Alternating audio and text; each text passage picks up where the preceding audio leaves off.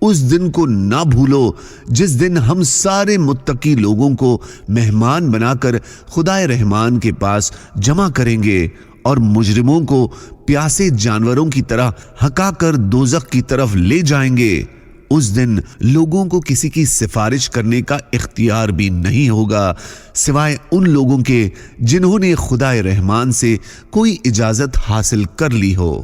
یقین رکھو کہ قیامت کی گھڑی آنے والی ہے، میں اس کے وقت کو پوشیدہ رکھنا چاہتا ہوں تاکہ ہر شخص کو اس کے کیے کا بدلہ ملے۔ جادوگر چاہے کہیں چلا جائے اسے کامیابی حاصل نہیں ہوتی۔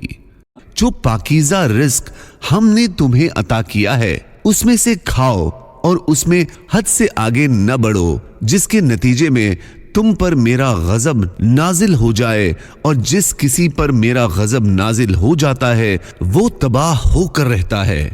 جس دن سور پھونکا جائے گا اور اس دن ہم سارے مجرموں کو گھیر کر اس طرح جمع کریں گے کہ وہ نیلے پڑے ہوں گے، یعنی انتہائی بدصورت ہوں گے، آپس میں بات چیت کر رہے ہوں گے کہ تم خبروں میں یا دنیا میں 10 دن سے زیادہ نہیں ٹھہرے۔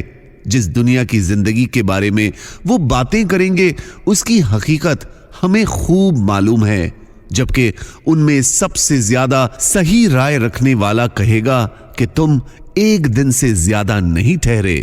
لوگ تم سے پہاڑوں کے بارے میں پوچھتے ہیں کہ قیامت میں ان کا کیا حال ہوگا۔ جواب میں کہہ دو کہ میرا پروردگار ایسی قدرت رکھتا ہے کہ ان کو دھول کی طرح اڑا دے گا اور زمین کو ایسا ہموار چٹیل میدان بنا کر چھوڑے گا کہ اس میں تمہیں نہ کوئی ناہمواری نظر آئے گی اور نہ کوئی بلندی۔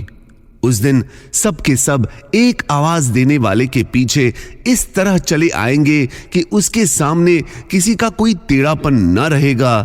جیسے دنیا میں الٹی سیدھی باتیں کرتے تھے اب وہ ایسی باتیں نہیں کر سکیں گے، اور خدائے رحمان کے آگے تمام آوازیں دب کر رہ جائیں گی۔ چنانچہ تمہیں پاؤں کی سرسراہٹ یعنی پاؤں چلنے کی آواز کے سوا کچھ سنائی نہیں دے گا۔ اس دن کسی کی سفارش کام نہیں آئے گی سوائے اس شخص کی سفارش کے جسے خدائے رحمان نے اجازت دے دی ہو اور جس کے بولنے پر وہ راضی ہو۔ وہ اللہ لوگوں کی ساری اگلی پچھلی باتوں کو جانتا ہے، اور وہ لوگ اللہ کے علم کا احاطہ نہیں کر سکتے، یعنی اللہ تعالیٰ کو کتنا علم ہے وہ انہیں کبھی معلوم نہیں ہو سکتا۔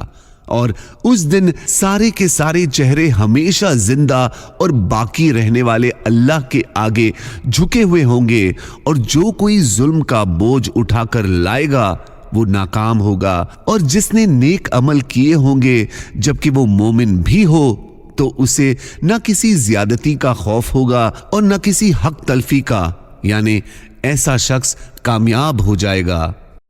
اپنے گھر والوں کو نماز کا حکم دو اور خود بھی اس کے پابند رہو۔